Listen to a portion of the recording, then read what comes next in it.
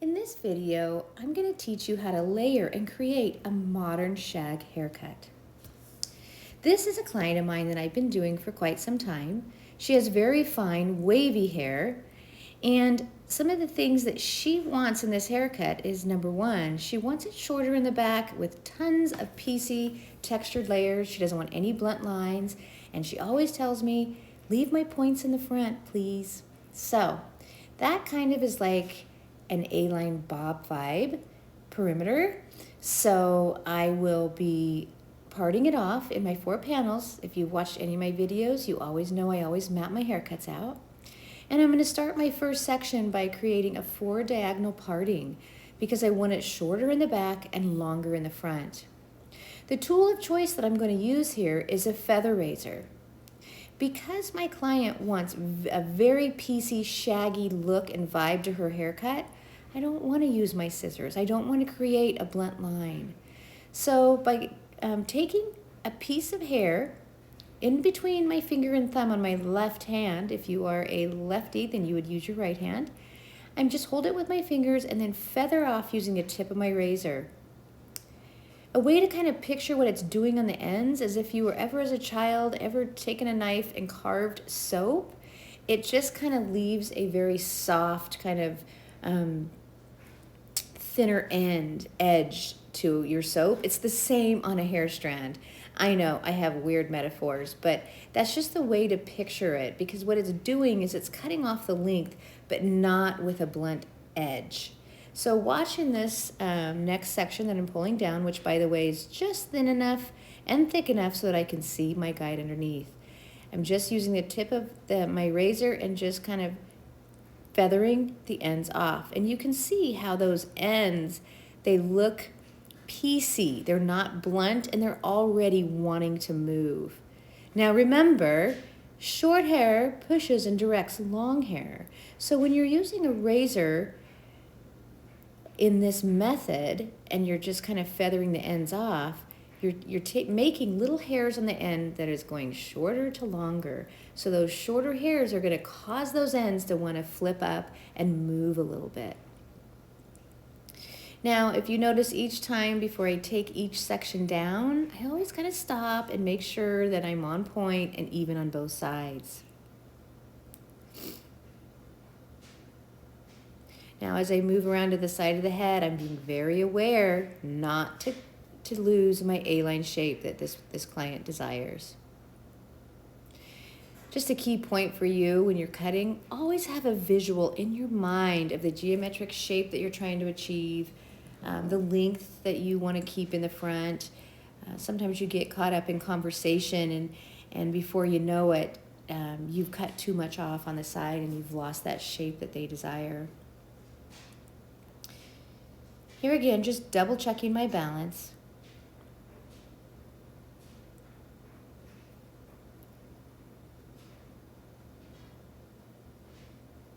Now, because I've cut her prior, I know that she's got a lot of layering. I don't need to take this sectioning all the way up to be able to have to cut. I know that once I get above the parietal ridge, I don't need to comb it down anymore because all that's been layered, so it's not going to meet the perimeter of the hair.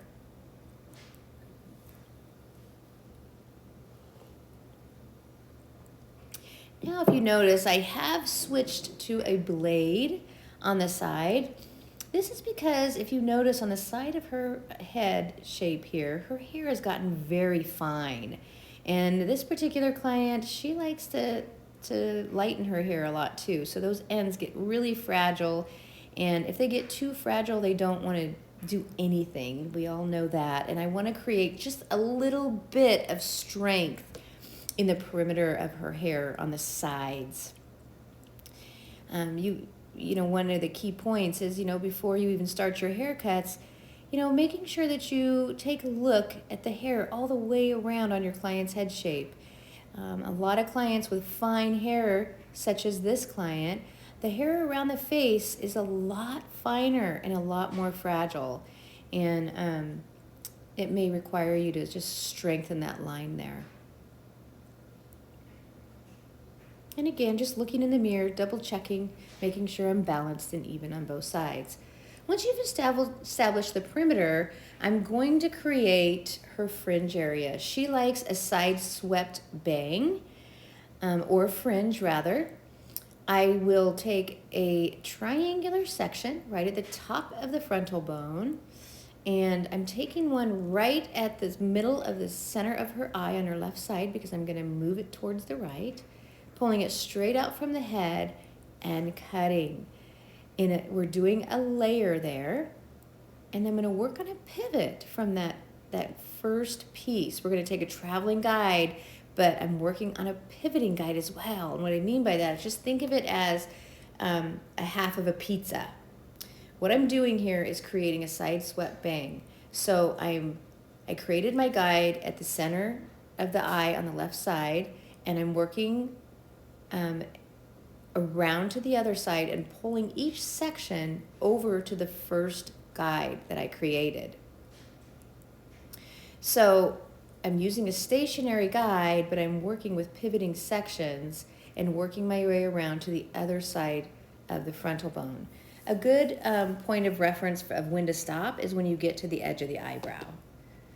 Once you've established your fringe area, then I'm just taking and I'm blending the fringe area down to the perimeter.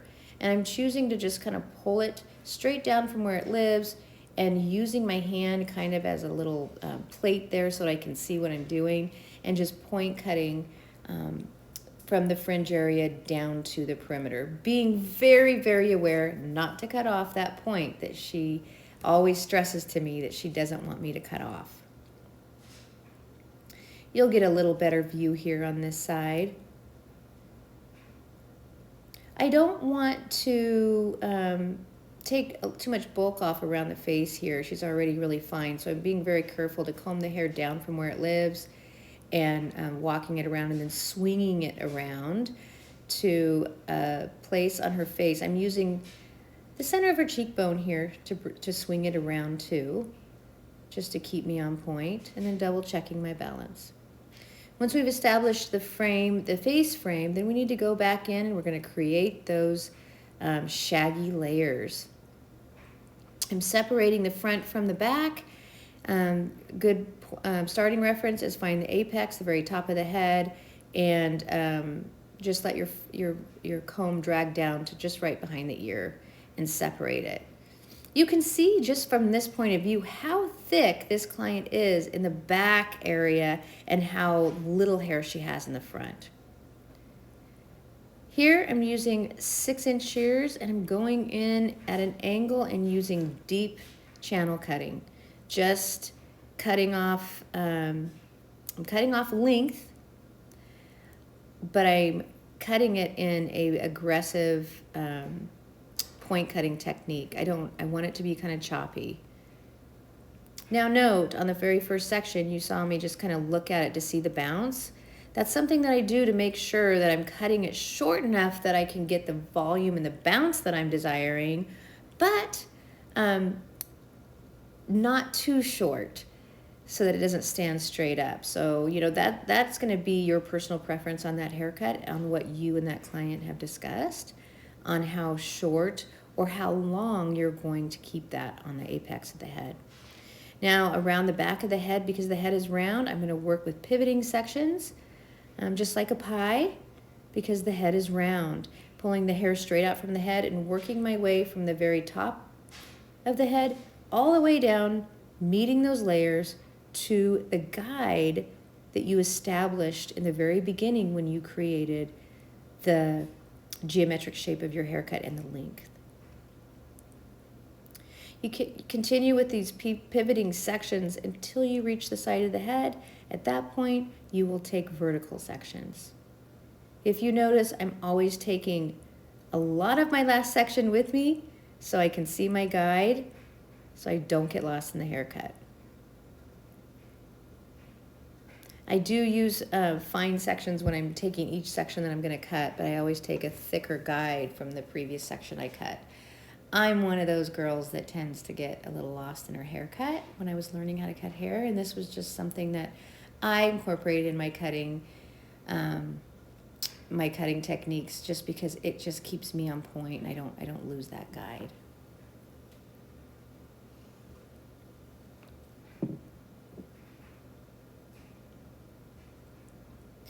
Here you notice how I kind of make sure that I kind of take my comb and I kind of combed that hair back from the ear. That's something to be aware of, that hair right behind the ear, which is the mastoid process bone there. Sometimes there's a lot of space there and you want to be really aware not to cut that off. So as I curve around to that side of the head, I'm really taking note, being aware of not cutting a hole there. Making sure that I'm not pulling any hair from the front, pulling that hair back to the hair that's coming out from the head there on the hairline, and then combing it straight out from where it lives and cutting it off.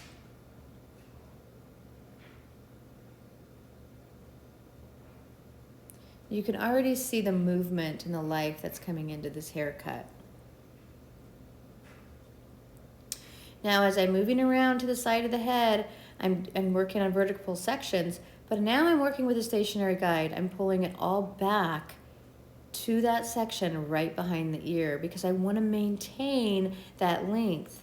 Because remember, in the beginning of this video, I shared with you that she had asked me to keep those points in the front. So I'm being very aware of that.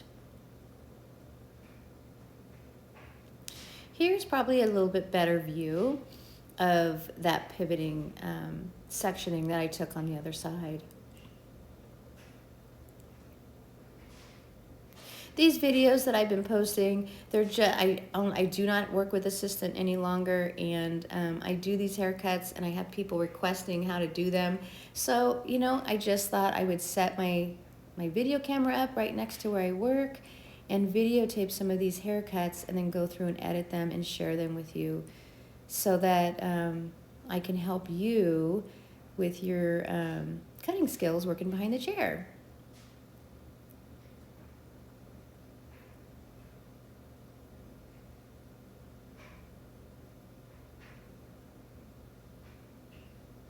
Now, if you were to use this technique on somebody with really straight hair, you need to be aware that your layers are probably look a little bit choppy. And if that's what you want, that's perfectly fine. If I was working on a client that wanted a lot of movement in her hair and her hair was really straight and tended to show the cut lines, I would go in with the same point cutting technique, but I would go more straight in with my scissors and not at an angle.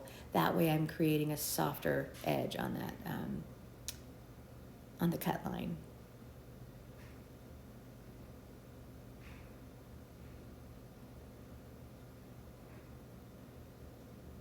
Here's a good visual here of where I'm really being aware of that mastoid process, that bone that separates the ear from the back hairline, and being very careful to not cut that corner off. Now when I'm going back in here the opposite way I cut, I'm just going back in the nape area where she's really, really thick and pulling it straight out and seeing if I have any points there.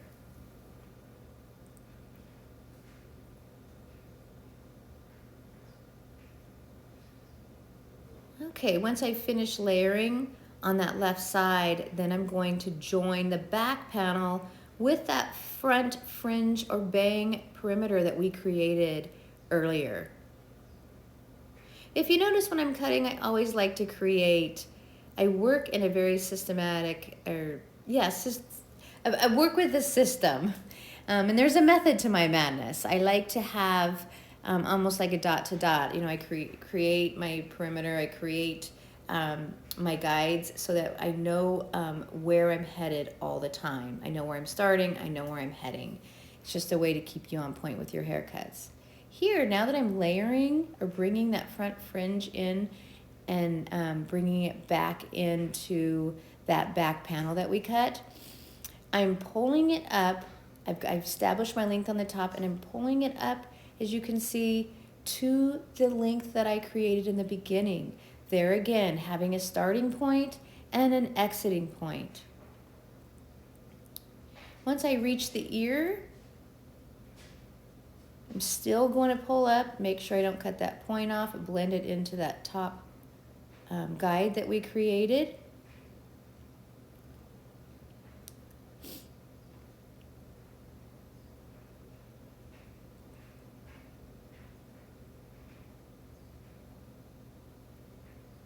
And now I'm going to join that back with that front panel.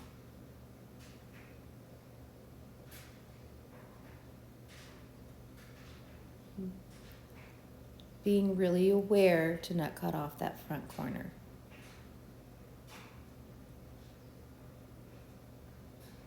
If you always have in mind where you're headed and where you're starting, it will really help keep you on point. Now I'm going to go back in the opposite way that I cut and double check. I should have a little point here to cut off. You can see that right there. It's not a whole lot. This gives you a little bit better angle here of how I'm blending that front fringe and the top with the perimeter.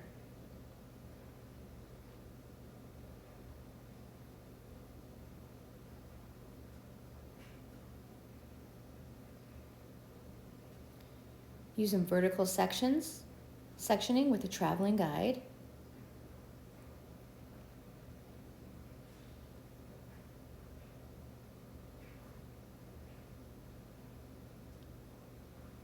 Each section is fine enough so that I can see my previous section so I don't get lost.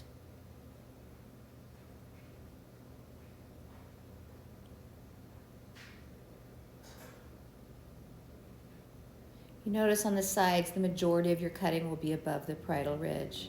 Here we're just going in, double checking, cutting off that point that you will have when you kind of disconnect that front side and the back side. You want to go back in and just kind of clean up that point. You will have a little bit of disconnection there because we are leaving the sides longer.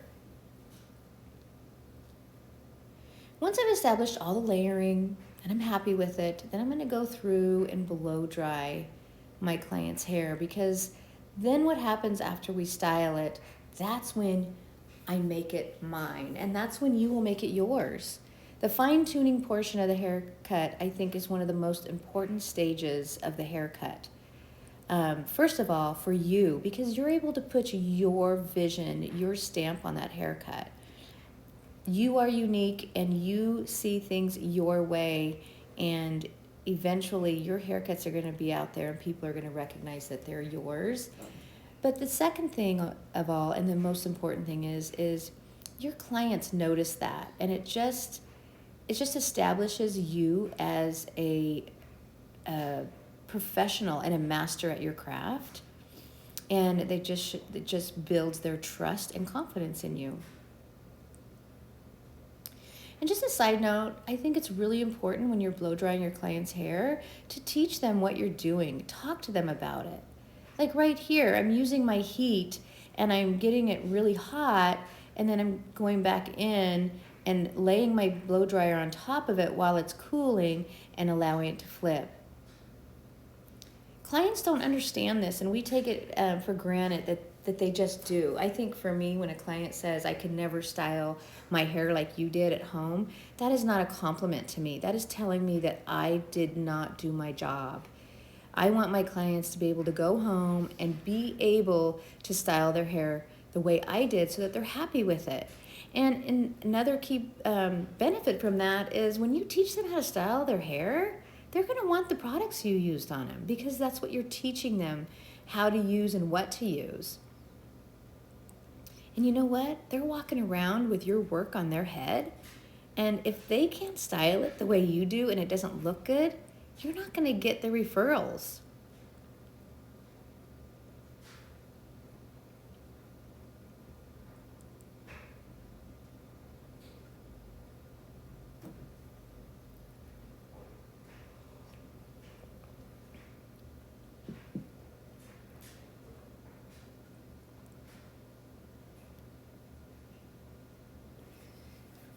If you're wanting to know about the tools that I am using, yes, I am using a Dyson blow dryer with a nozzle, and I'm using the Cricut brush. I'm using the 390.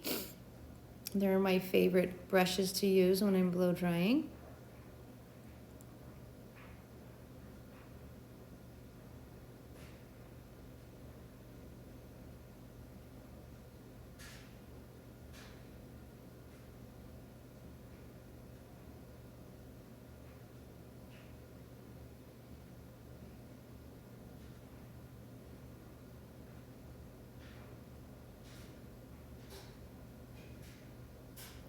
Here's a little key tip for you when you're blow drying your client's fringe is I'm having the blow dryer directly on top of the round brush, getting it really, really hot.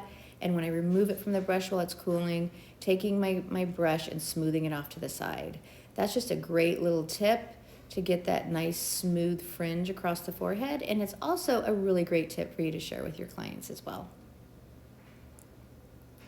Teaching them how to use the hot and cold properties when they're blow drying is something that is a game changer for them.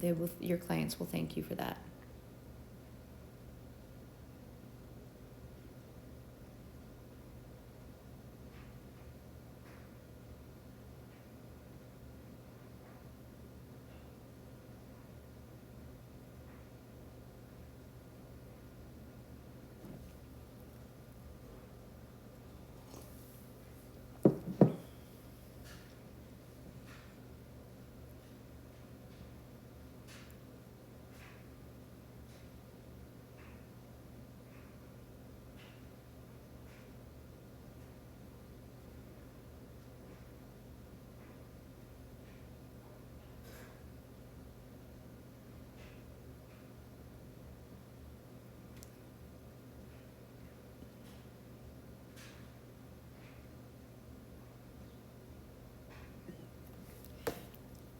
Now that the hair is dry,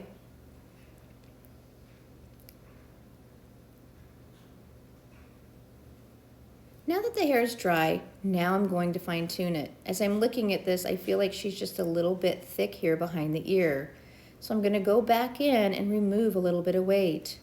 By pulling that straight out from the head and then flipping it over so that I could cut with my scissors, point cut deep into the hair, it's going to break that up. You can see how just by that one little section that I take, it just really breaks it up and it takes that bluntness out of it. She's extremely thick behind the ear, so I've got to do a lot of weight removal for her to get that piecey vibe that she desires. Sometimes the littlest things, the littlest tiny little techniques that you use make all the difference.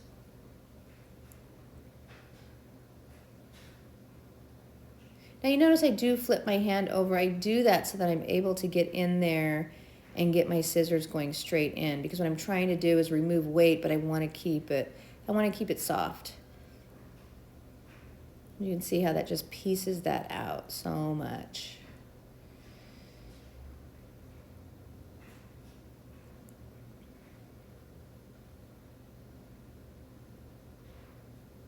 You get a little bit better visual on this side. Being really aware not to cut that point off, but I am giving her a piecier vibe that she's requesting and that I want to see.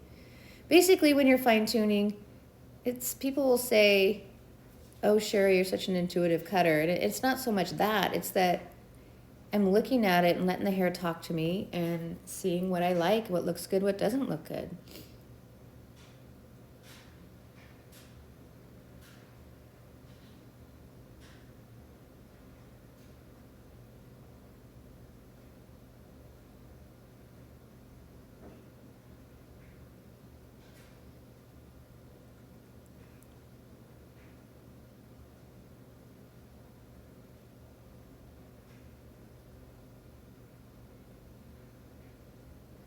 I guess the thing I want you to notice here when you're fine tuning is just, I take a look at it from the front. I look at it, see if the shape is balanced, see how the hair is falling.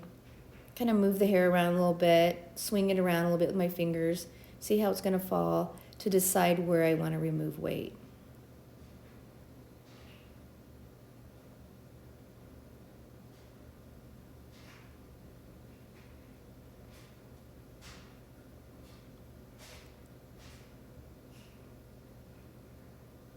Now I've changed my shears. This is actually a shear by Cricut. I will link the name of it below. But I like it because it's a wider teeth than a regular thinning shear. And as you can see here, it's just really great. I go in probably about 1.5 to 2 inches in and just open and close the shear maybe 1 or 2 times. But you can see how it just gives such a nice removal of bulk, but still maintaining a very soft, sexy vibe to the haircut.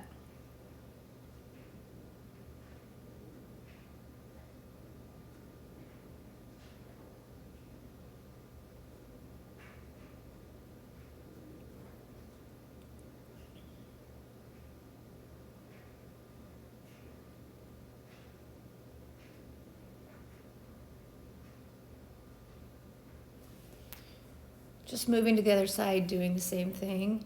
I would say if you want to know how far to go in, it depends. If you want a little bit of volume, then go in and make the first bend of the hair away from the scalp and start there. Or I wouldn't go farther in than 1 or 2 inches from the ends. You don't want it really short. We're not trying to remove a ton of bulk. We're just trying to really break up the exterior of the head shape so that she gets a lot of movement and soft, piecey, sexy layers in this shag look. You can see how it just comes alive. I just take little pieces. If I see it looking a little bit thicker, I'm going to pick it up and just kind of break up that end and then lay it down and see what it looks like.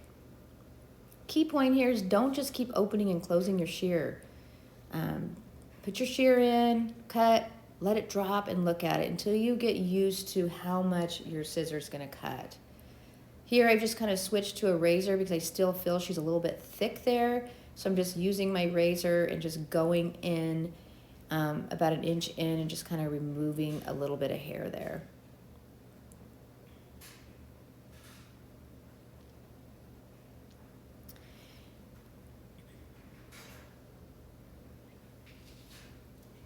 This side of her head seems to be a little bit thicker than the other side, so I'm just going to go in and remove a little bit more hair here, just to give it more of a piecier vibe.